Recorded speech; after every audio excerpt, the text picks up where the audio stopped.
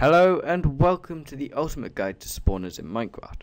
This is the first episode, and today I'm going to be introducing you to the concept of a mob spawner. Now, if you're fairly new to Minecraft or you just haven't really experienced the technical side before, then you may not know much or really anything about these.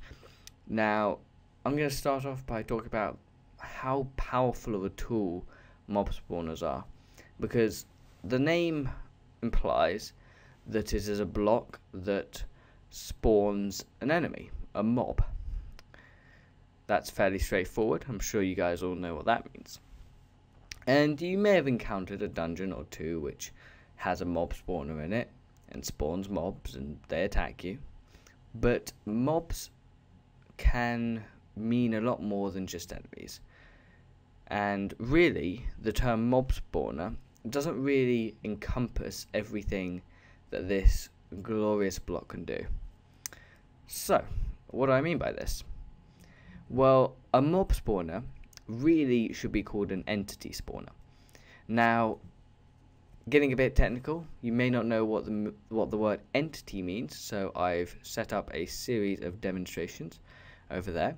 We're going to be having a look at that in a second. But to start with, I just want to say that pretty much, if you want to sort of identify whether something's an entity or not, just think, does it move? Entities are basically objects in Minecraft that have the ability to move. I mean, if we think about Minecraft, most things are stationary. There are things such as water, may appear to move. There are these particles, may appear to move.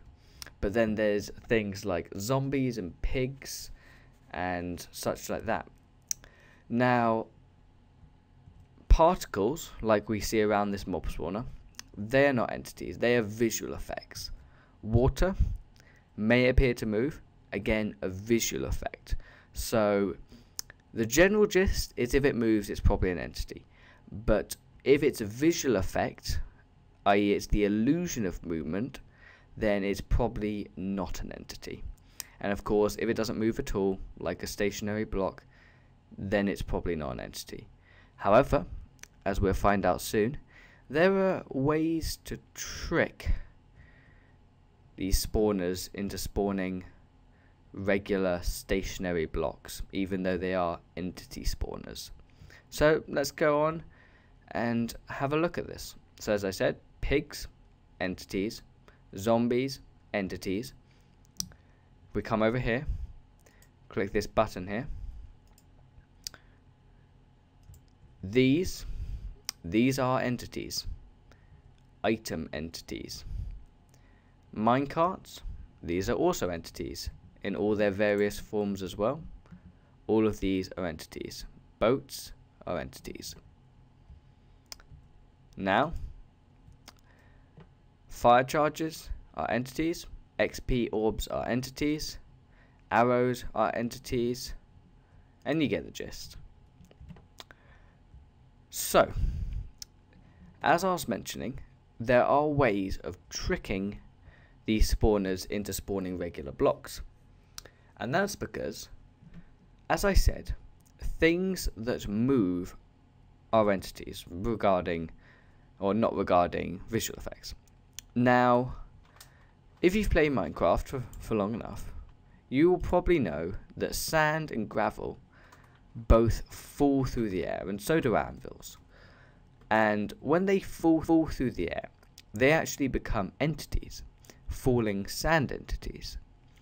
Now, what this means is as a falling sand entity is present, so sand is falling, we can basically turn this falling sand entity into a spawner, which allows us to spawn falling sand, which is all good and well, but the thing that makes this even more powerful is that we can assign any texture to that falling sand entity by giving it a sort of item ID value.